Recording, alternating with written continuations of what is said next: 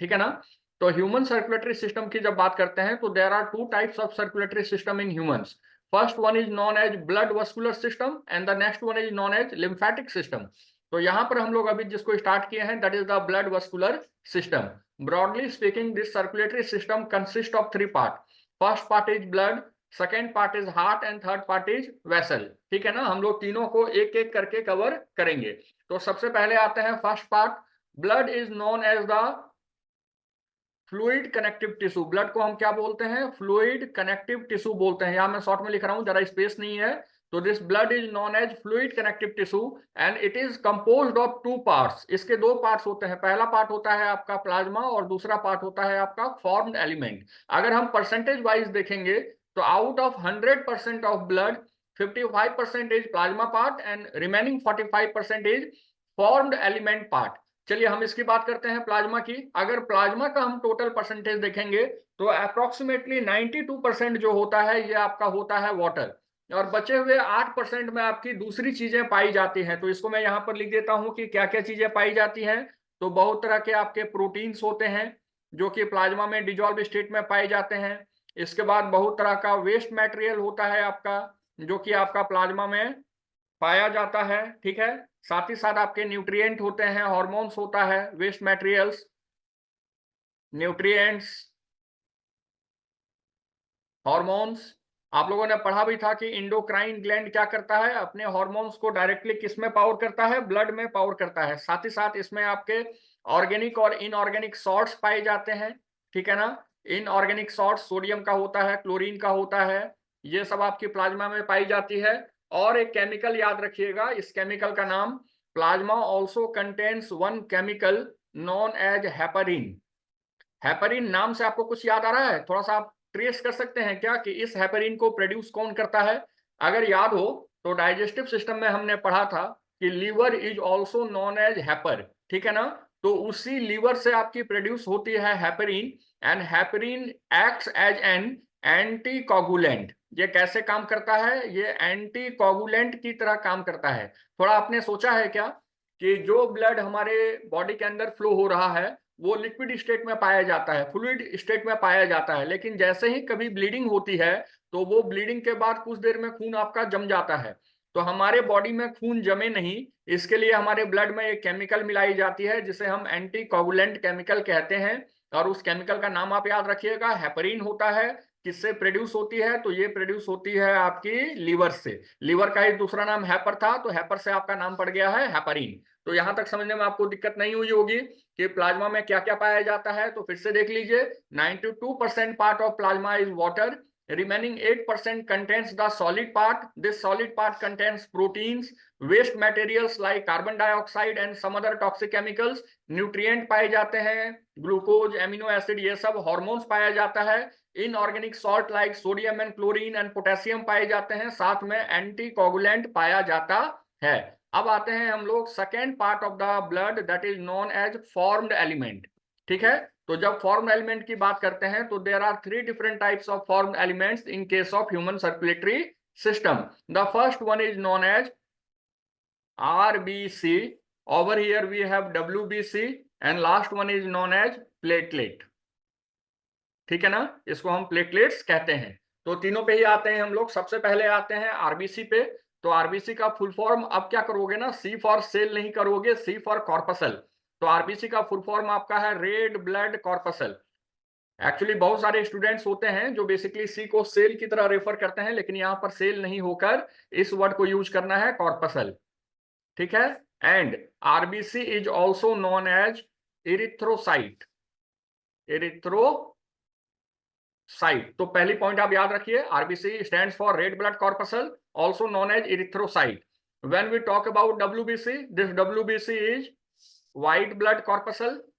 ठीक है, white blood, मैं शॉर्ट में लिख रहा हूं, COR इज फॉर कॉर्पसल, और इसे हम नाम देते हैं ल्यूकोसाइट। ल्यूकोसाइट, ठीक है। And last one is platelet. Platelet का ऐसे कोई कॉर्पसल की तरह नाम नहीं होता, लेकिन इसको हम बोलते हैं थ्रोम्बोसाइट।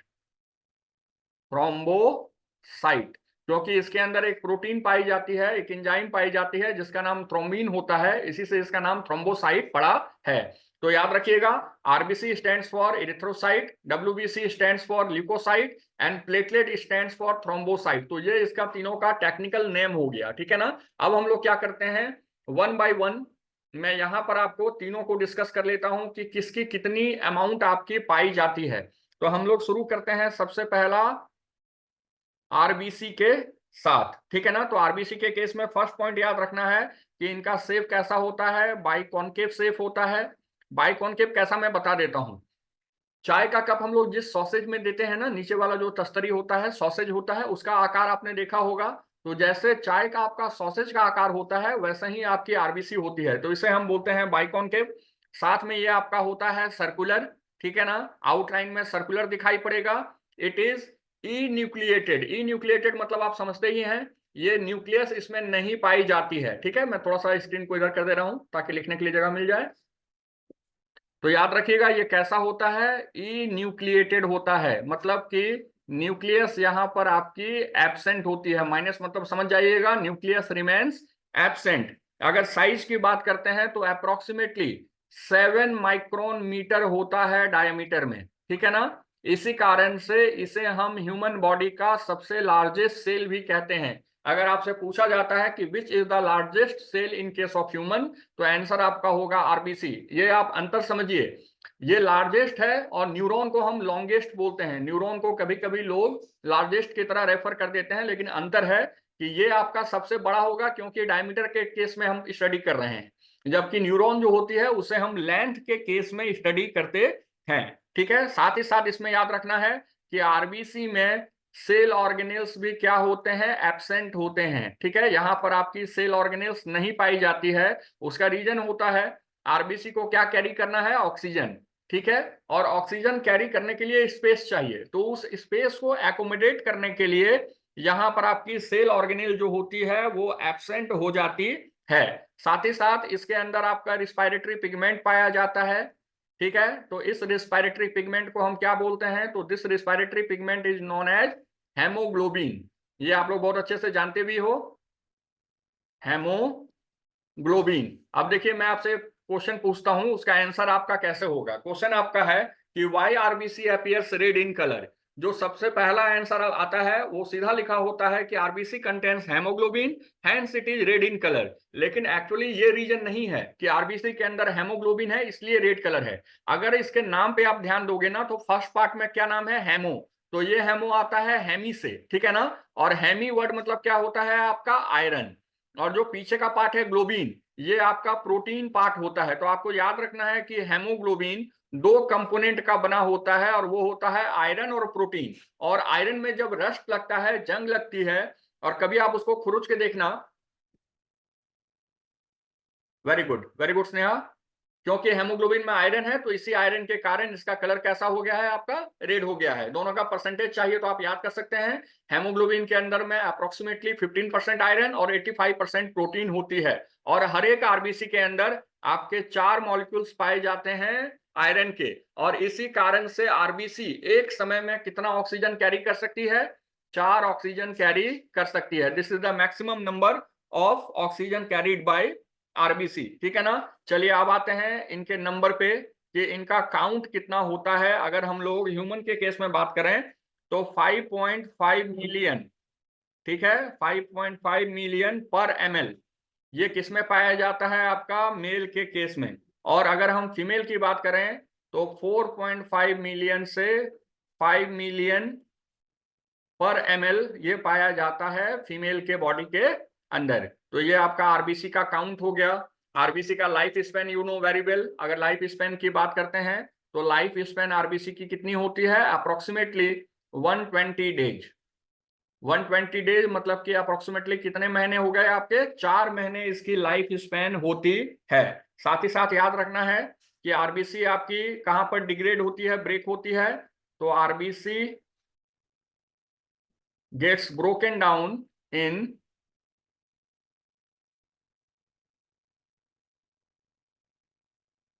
लीवर एंड स्प्लीन, ठीक है ना। लीवर में भी आपका आरबीसी का ब्रेकडाउन होता है और स्प्लीन में भी आपका आरबीसी का ब्रेकडाउन होता है। इसी कारण से लीवर या स्प्लीन को हम लोग आरबीसी का ग्रेवयार्ड भी कहते हैं, ठीक है ना, ग्रेवयार्ड ऑफ आरबीसी। इसका मतलब कि जब हमारी आरबीसी अपना लाइफ स्पैन पूरी कर लेगी तो पूरी करने के बाद ये चली जाती है लिवर में या स्प्लीन में, और वहां पर जाके इसको ब्रेक किया जाता है आयरन में और प्रोटीन में, ताकि नई आरबीसी बनाने के लिए आपके पास क्या हो सके, रॉ मटेरियल आपका हो सके। साथ ही साथ अगर पूछा जाएगा कि आरबीसी फॉर्मेशन एक्चुअली में होता कहां पर है, किस साइट पे होता है, तो आपको याद रखना है कि RBC formation takes place in case of red bone marrow, ठीक है ना, रेड बोन मैरो के अंदर में आपकी आरबीसी बनती है। अब आप मुझे ये बताइए कि आरबीसी के केस में कोई डाउट है क्या? जितने भी पॉइंट्स हो सकते हैं आरबीसी के केस में उसको हमने टेबुलेट कर दिया है। पहला पॉइंट आप देख लीजिए, यहाँ पर आरबीसी आपका कैसा होता है, बाइकॉन्केव होता है शेप में, सर्कुलर आउटलाइन होती है, इन्यूक्लिएटेड होता है, means nucleus is absent, 7 micron metre in diameter, cell organelles absent होते हैं in order to accommodate oxygen. Respiratory pigment is hemoglobin, which is composed of two parts, iron and protein. Number of iron molecule is 4. Hence, hemoglobin can carry maximum 4 oxygen at a time. ठीक है ना। Number जो आपका देख रहे हो mail के case में आपकी नंबर जो होती है वो 5 से 5.5 मिलियन तक हो सकती है। फीमेल के केस में ये काउंट लो होता है।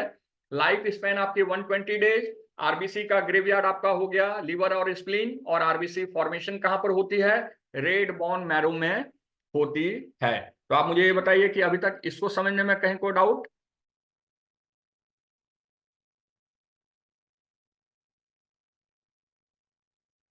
एक मिनट, मैं बस इसे लिख लूं पहले।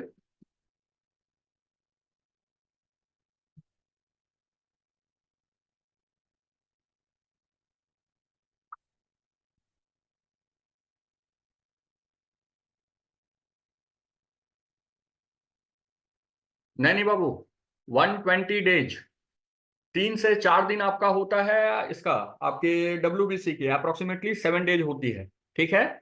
और ब्लड प्लेटलेट, लेकिन आरबीसी का लाइफ स्पैन आपका होता है 120 डेज, मतलब कि अप्रोक्सीमेटली 4 मंथ्स, ठीक है ना। 4 महीने हमारे बॉडी में आपका रहेगा आरबीसी, फिर वो डिकम्पोज होगा, तब जाकर आपने थोड़ा सा इसको कंफ्यूज हो गए हो आप। डब्ल्यूबीसी का काउंट जो होता है वो आपका मैक्सिमम 7 डेज का होता है, जबकि आरबीसी के केस में इट वुड बी 120 डेज। तो चलिए आते हैं अब हम लोग डब्ल्यूबीसी के केस में कि कैसे कैसे इसको पढ़ना है। तो फर्स्ट पॉइंट पे आते हैं डब्ल्यूबीसी का।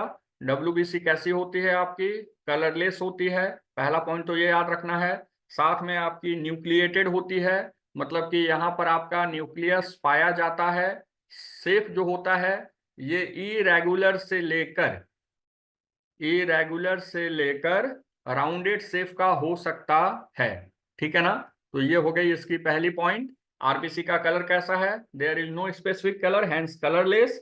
साथ ही साथ आप देख रहे हो न्यूक्लिएटेड होती है, और इसमें आपका शेप जो होगा इरेगुलर हो सकता है या राउंडेड शेप हो सकता है। अगर इसकी काउंट की बात करते हैं तो ये काउंट बहुत लो होता है, 6000 से लेकर 8000 ये इसका है पर ml ऑफ ब्लड। तो आप देख ही सकते हो कि आरबीसी का काउंट बहुत हाई होता है, जबकि डब्ल्यूबीसी की काउंट आपकी बहुत लो होती है। और डब्ल्यूबीसी को हम लोग 2 ग्रुप में ब्रेक करते हैं, ठीक है ना। पहला ग्रुप होता है ग्रैनुलोसाइट्स, ग्रैनुलोसाइट, और जो दूसरा ग्रुप होता है आपका डब्ल्यूबीसी का उसे बोला जाता है ए ग्रैनुलोसाइट, ठीक है। देखिए इसमें जो वर्ड है ना ग्रैन्यूल्स, आपकी डब्ल्यूबीसी के अंदर में अगर छोटे छोटे ग्रैन्यूल्स दिखेंगे, दाने के जैसा दिखता है, तो उसे हम बोलते हैं ग्रैनुलोसाइट्स। और अगर तुम्हारा दाना दाना नहीं दिख रहा है तो उसे हम बोलेंगे ए ग्रैनुलोसाइट। तो ये आपको डिटेल में नहीं पढ़नी है, लेकिन केवल आप नाम याद रखिए।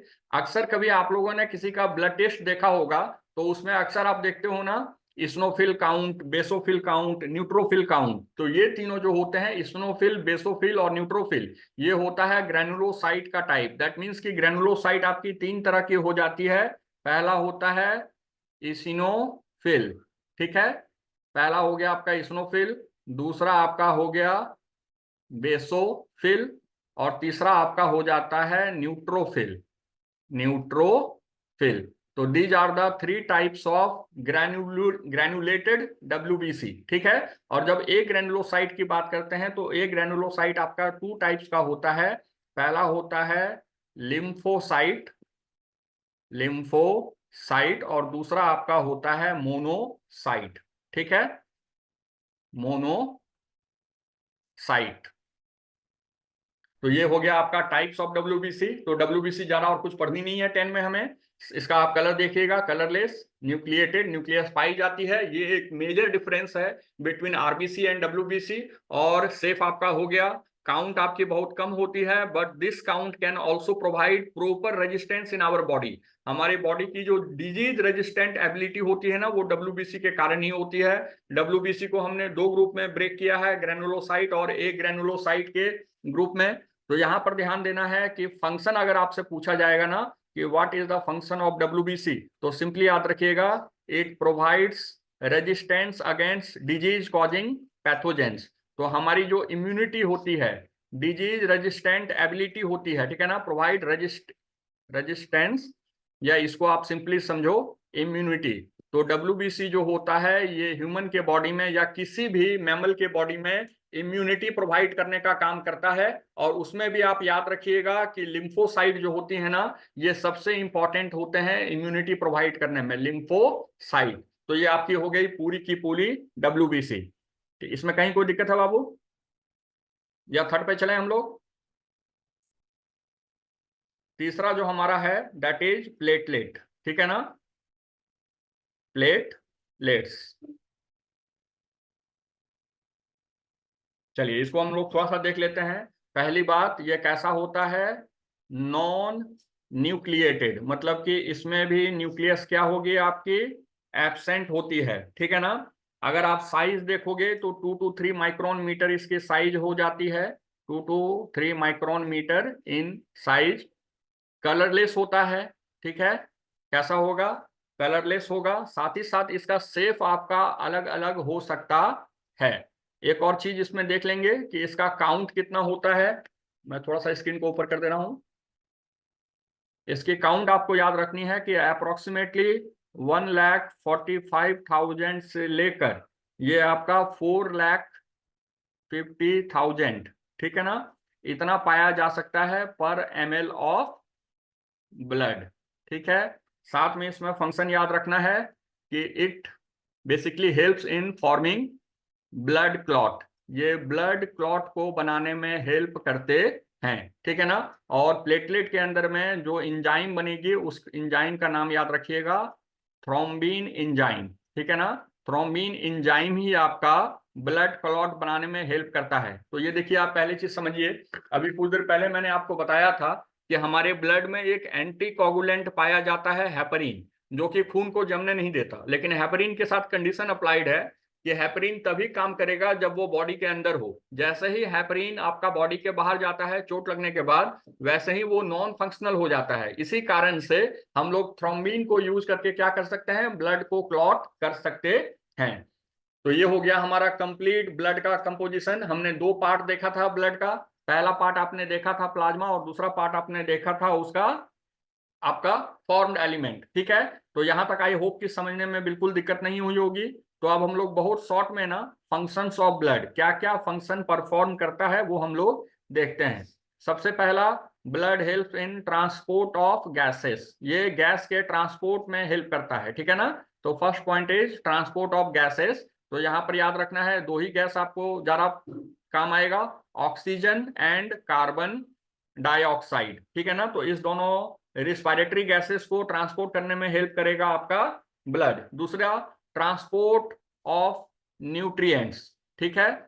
न्यूट्रिएंट्स में भी कौन सी न्यूट्रिएंट? हम लोग खाते हैं कार्बोहाइड्रेट या फिर प्रोटीन या फिर लिपिड। तो जब न्यूट्रिएंट्स की बात करते हैं ना, दैट मीन्स कि हम उसके सिंपल यूनिट की बात कर रहे हैं। मतलब कि कार्बोहाइड्रेट के केस में क्या हो जाएगा, ग्लूकोज। अगर प्रोटीन की बात करोगे तो यहाँ पर सबसे छोटा यूनिट क्या होता है, एमिनो एसिड। तो ये सब जो न्यूट्रिएंट होते हैं ना, इनको डाइजेस्टिव सिस्टम से लेकर पूरे बॉडी में सर्कुलेट करने का काम कौन करता है, आपका ब्लड करता है। इसके बाद आपका ट्रांसपोर्ट ऑफ वेस्ट मटेरियल। हमारे बॉडी में जो वेस्ट प्रोड्यूस होता है उसको भी ट्रांसपोर्ट करने में कौन हेल्प करेगा, आपका ब्लड हेल्प करता है। तो एक वेस्ट आप जानो, एक वेस्ट जो आपको सबसे इंपॉर्टेंट होती है ना, वो होता है आपका नाइट्रोजनस वेस्ट। और नाइट्रोजनस वेस्ट भी जो होगा ना, ये 3 टाइप्स का आपका होता है। मैं शॉर्ट में लिख रहा हूं, nitro is for nitrogenous waste. तो in case of humans, we have uric acid. आपने अक्सर सुना होगा ना कि आपका यूरिक एसिड डिकम्पोज हो गया है, बेसिकली मसल में पैन कॉज करता है। तो यूरिक एसिड जो होती है ना, वो एक तरह का नाइट्रोजनस वेस्ट है। तो इसको भी ट्रांसपोर्ट करने में कौन हेल्प करेगा? आपका ब्लड हेल्प करता है। फोर्थ फंक्शन पे आते हैं। तो अगर आप देखोगे next function, it help in transport of hormones. Transport of hormones, ठीक है। तो आपको याद रखना है कि दो तरह के ग्लैंड आपने पढ़े थे, इंडोक्राइन और एक्सोक्राइन ग्लैंड, जिसमें केवल इंडोक्राइन आपका हार्मोन प्रोड्यूस करता है। इसका मतलब कि जब भी कोई इंडोक्राइन ग्लैंड अपनी हार्मोन प्रोड्यूस करेगी तो वो किससे मिक्स हो जाएगा? ब्लड से। और ब्लड ही उसको उसके साइट ऑफ प्रोडक्शन से कहां पर पहुंचाती है? साइट ऑफ एक्शन तक। फिफ्थ पॉइंट पे आते हैं, हीट डिस्पोजल। हमारे बॉडी का ना एक इंटरनल टेम्परेचर मेंटेन किया जाता है। तो उस इंटरनल टेम्परेचर को मेंटेन करने के लिए ना पूरे बॉडी में हीट को सर्कुलेट करना पड़ता है। तो ब्लड ही क्या करती है? उस हीट को पूरे बॉडी में यूनिफॉर्मली सर्कुलेट करेगी, ताकि हमारा इंटरनल बॉडी टेम्परेचर क्या हो सके? मेंटेन किया जा सके। और इंटरनल बॉडी टेम्परेचर आपको याद रखना है अप्रोक्सीमेटली 37.4 डिग्री सेंटीग्रेड। इस टेम्परेचर को हमें मेंटेन करना पड़ता है, तो उसके लिए आपकी ब्लड यूज आती है। साथ ही साथ it also balances water balance, ठीक है ना। ये क्या करता है? ये वाटर के बैलेंस को ब्लड में मेंटेन करके रखता है। और सबसे आपको आखिरी में एक पॉइंट याद रखनी है कि blood also provide protection against pathogen. ये किसी भी डिजीज कॉजिंग पैथोजेन के अगेंस्ट में क्या करता है? आपका डिजीज रेजिस्टेंस एबिलिटी प्रोड्यूस करता है। तो ये आपकी हो गई फंक्शन। मैंने शॉर्ट में लिखा है ताकि एग्जाम में आए ना। तो आपको देखो, साइंस के लिए मैं बार बार बोल रहा हूं, science is all about orientation and sequence. आपको लैंग्वेज पे उतना नहीं ध्यान देना है कि मुझे बड़ा बड़ा आंसर लिखना है। अगर आपकी पॉइंट सही है ना, तो आपको लैंग्वेज लिखने से मुक्ति मिल जाएगी। आप सिंपली लिख दीजिए, it help in transport of gases. उसके बाद आपकी दो गैस सबको जानते हैं, O2 और CO2 के ट्रांसपोर्ट में हेल्प करेगा। न्यूट्रिएंट को ट्रांसपोर्ट करने में हेल्प करता है। नाइट्रोजनस वेस्ट को बॉडी से एलिमिनेट करने में हेल्प करता है। हॉर्मोन्स को उनके साइट ऑफ प्रोडक्शन से साइट ऑफ एक्शन तक लेके जाता है। इंटरनल बॉडी टेम्परेचर को मेंटेन करने में हेल्प करता है। इसके बाद हमारे ब्लड में बैलेंस ऑफ वाटर को मेंटेन करेगा। And it also provide protection against disease causing pathogens, ठीक है। तो यहां पर हमारी एक टॉपिक कंप्लीट हुई है अभी, and that topic is blood. अब हम लोग दूसरे पार्ट पे आएंगे। तो आप लोग मुझे ये बताएं कि यहां तक समझने में कहीं कोई इशू अभी तक?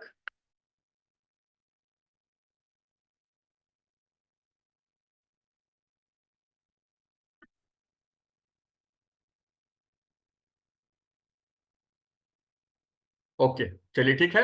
अब हम लोग आते हैं हार्ट, ठीक है ना। तो in case of circulatory system, this heart is referred as the pumping organ, ठीक है। इसको हम क्या बोलते हैं? पंपिंग ऑर्गेन बोलते हैं। और अगर आप सर्कुलेटरी सिस्टम की बात करते हैं ना, तो this heart is of utmost importance. सबसे अगर कोई आपका इंपॉर्टेंट पार्ट ही होता है ना, तो वो आपका हार्ट होता है। इसके लिए मैंने एक इमेज आपका डाउनलोड किया था। उस इमेज को मैं, रुकिए, मैं यहाँ पर देखता हूँ प्लेस करके।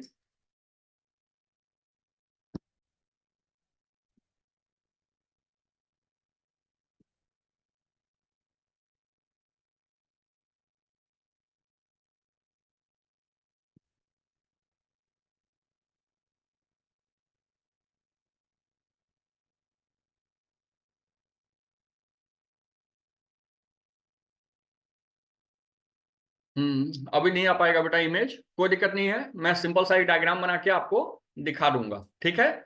चलिए पहले हार्ट पे आते हैं। ह्यूमन हार्ट के बारे में आज केवल बात करेंगे। ऐसे तो आपकी बहुत तरह की हार्ट होती है, लेकिन today we will only discuss about human heart. तो सबसे पहले तो याद रखना है कि इसका शेप अगर देखोगे तो ये थोड़ा सा कॉनिकल शेप में अपियर होता है, ठीक है ना। तो इसको हम बोलते हैं कॉनिकल मस्कुलर ऑर्गेन। इसका शेप चूंकि आपका कॉनिकल हो गया, तो हमने एक सिंपल सा पॉइंट आपका लिख दिया है। दूसरी बीच कहाँ पर पाई जाती है? तो इसका लोकेशन होता है आपका थोरैसिस कैविटी, ठीक है ना। कल ही मैंने बताया था, हमारा जो ब्रेस्ट का एरिया होता है उसे हम थोरैक्स कहते हैं। तो ये आपका थोरैक्स के पास पाया जाता है, तो इसको हम बोलते हैं थोरैसिस रीजन, ठीक है। तो ये कहाँ पाया जाएगा? हमारे थोरैक्स में पाया जाता है। अच्छा, human heart is four chambered heart. कैसा होता है? चार चैम्बर का बना होता है। तो फोर चैम्बर्ड में ध्यान रखना है कि दो चैम्बर आपकी होती है auricle, also known as atrium, ठीक है। तो दो चैम्बर हो गई आपकी ऑरिकल, और दो चैम्बर आपका हो गया वेंट्रिकल। ठीक है, तो ये हो गई आपकी 4 chambered heart, 2 auricle and 2 ventricle. थोड़ा सा और चलते हैं, एक दो मैं पॉइंट आपको ऐड करता हूं जो बेसिकली बुक्स में आपने नहीं देखा होगा। ह्यूमन हार्ट जो होता है ना, वो कैसा होता है, मायोजेनिक होता है। मायोजेनिक, मायोजेनिक मीन्स समझना है कि हमारी हार्ट जो होती है ना, ये सेल्फ कंट्रोल्ड होती है, मतलब कि इसको ऑपरेट करने के लिए ब्रेन की आवश्यकता नहीं होती है, तो इसको हम बोलते हैं सेल्फ कंट्रोल्ड या सेल्फ एक्साइटेबल। ठीक है, मतलब ये खुद को क्या कर सकता है, एक्साइट कर सकता है, सेल्फ। तो ये आपका सेल्फ कंट्रोल्ड होता है या सेल्फ एक्साइटेबल होता है। इसका मतलब क्या, कि हमारे ब्रेन से इसे कंट्रोल नहीं किया जाता। आप थोड़ा सोच के देखो कि हमारी हार्ट हमेशा पंप होती रहती है, मतलब कि लब एंड डब साउंड आपको सुनाई पड़ता है, तो उसके मूवमेंट के लिए आपको कोई ना कोई सिग्नल चाहिए ना। तो ह्यूमन हार्ट जो होती है ना, अपना सिग्नल खुद से प्रोड्यूस करती है, इसी के लिए इसको हम सेल्फ कंट्रोल्ड या सेल्फ एक्साइटेबल कहते हैं। लेकिन एक और हार्ट होती है आपकी न्यूरोजेनिक हार्ट, जैसे कि कॉकरोच के केस में न्यूरोजेनिक हार्ट होता है। तो न्यूरोजेनिक नाम से आ रहा है ना, न्यूरो, इसका मतलब कि उनका हार्ट जो होता है ब्रेन से कंट्रोल्ड होता है, इसलिए उनके हार्ट को बोलेंगे न्यूरोजेनिक। लेकिन human heart is self controlled और self excitable, hence it is known as myogenic. साथ ही साथ इसका अगर ऑरिजिन देखोगे तुम, तो ह्यूमन हार्ट जो होती है ये मेजोडर्मल ऑरिजिन की होती है। Mesodermal origin, what is the meaning of this mesoderm? तो आपने पढ़ा होगा कि इम्ब्रियो जब बनती है ना, जब हम अपने माँ के गर्भ में होते हैं, इम्ब्रायोनिक स्टेज में होते हैं, तो इम्ब्रियो में 3 लेयर होती है। सबसे बाहर की एक्टोडर्म, मिडिल की मेजोडर्म और अंदर की इंडोडर्म। तो हार्ट जो बनता है ना, ये मिडिल लेयर से बनता है, इसलिए इसे हमने क्या नाम दिया है, मेजोडर्मल नाम इसको हमने दिया है। ठीक है, चलिए अब आते हैं हम लोग कुछ चीजों पे, इंपॉर्टेंट चीजों पे। तो यहाँ पर हार्ट को हम लोग अभी हम आपको सिंपल दिखा रहे हैं एक स्क्वायर बॉक्स के हेल्प से। ठीक है, अभी केवल समझने के लिए ध्यान दोगे।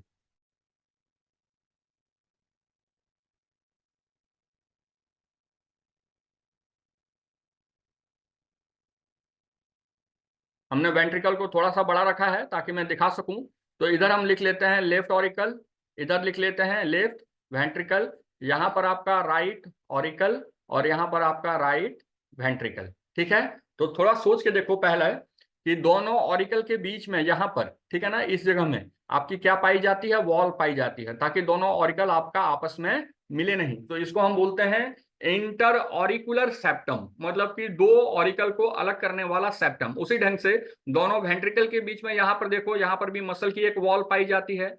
तो ये चूंकि दोनों वेंट्रिकल को अलग करती है, तो इसको हम बोलते हैं इंटर वेंट्रिकुलर सेप्टम, मतलब कि दोनों वेंट्रिकल को अलग करने वाला सेप्टम। अच्छा, अब आपकी इस जगह में ऑरिकल और वेंट्रिकल के बीच में भी आपका वॉल पाया जाता है, जैसे कि एक वॉल आपका है लेफ्ट ऑरिकल और राइट ऑरिकल के बीच में, और एक वॉल है आपकी राइट ऑरिकल और राइट वेंट्रिकल के बीच में। तो ये जो आप देख रहे हो ना वॉल, इसको हम बोलते हैं ऑरिकुलो वेंट्रिकुलर ये वॉल। इसका मतलब कि ये ऑरिकल को वेंट्रिकल से सेपरेट करने में हेल्प करता है। और आपको ध्यान देना है कि लेफ्ट ऑरिकल राइट ऑरिकल के बीच में आपकी भाल्व पाई जाती है, जिसको बोलते हैं बाइकस्पिड भाल्व, इसलिए हम दो लाइन से दिखा रहे हैं। और राइट ऑरिकल और राइट वेंट्रिकल के बीच में जो भाल्व पाई जाती है उसको बोलते हैं ट्राइकस्पिड भाल्व, या फिर इसको मिट्रल भाल्व भी कहा जाता है। इसमें 3 फ्लैप होते हैं, इसलिए हमने इसको 3 से दिखाया है। इसके बाद वेंट्रिकल जहां पर एरोटा से जुड़ता है, aorta is the largest artery of the human body. ठीक है, तो लेफ्ट वेंट्रिकल और एरोटा के बीच में यहां पर आपका भाल्व पाया जाएगा, इस भाल्व का नाम होता है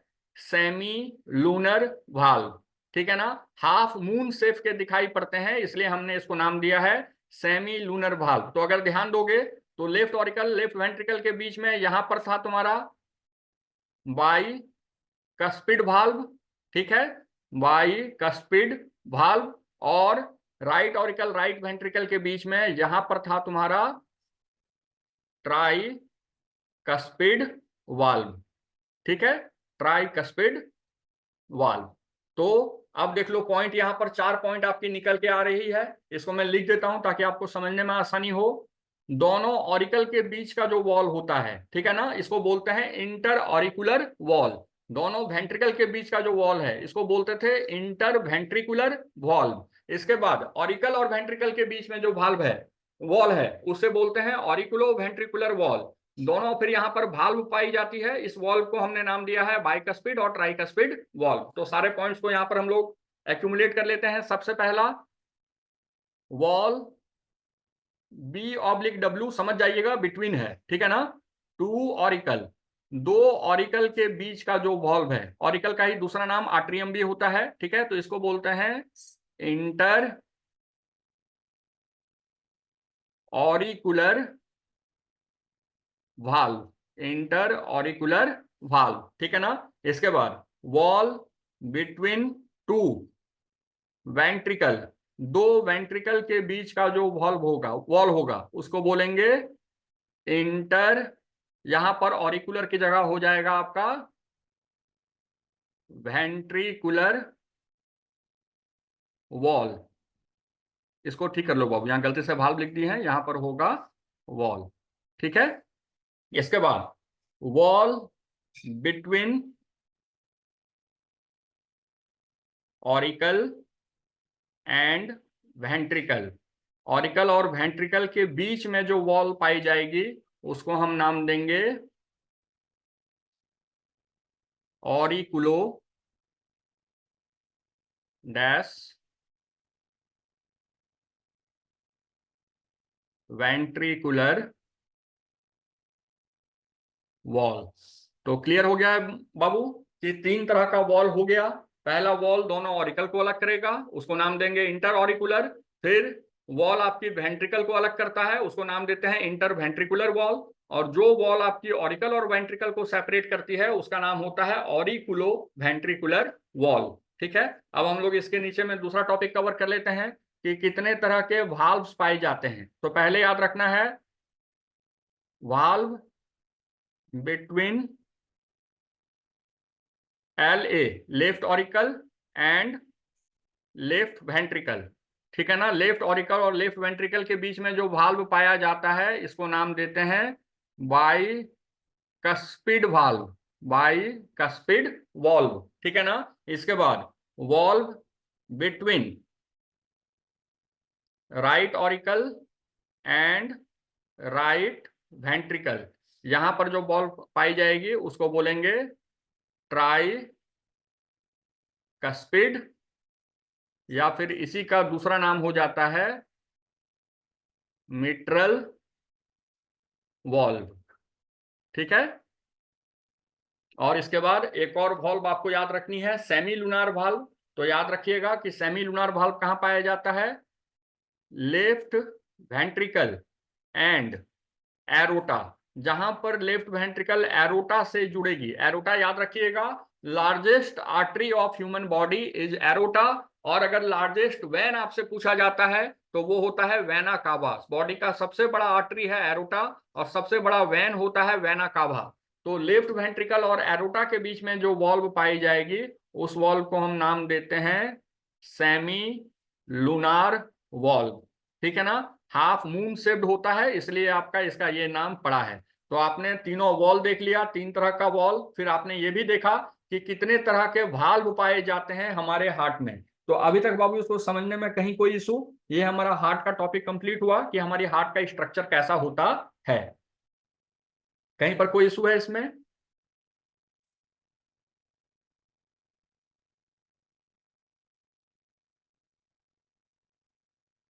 ठीक है, वेरी गुड श्रेया। चलो, इसका एक्चुअली हमारे क्लास का टाइम भी ऑफ हो रहा है, 1 मिनट में खत्म हो जाएगा। तो हम लोग एक काम करते हैं ना, आज इसको यहीं पर रोकते हैं।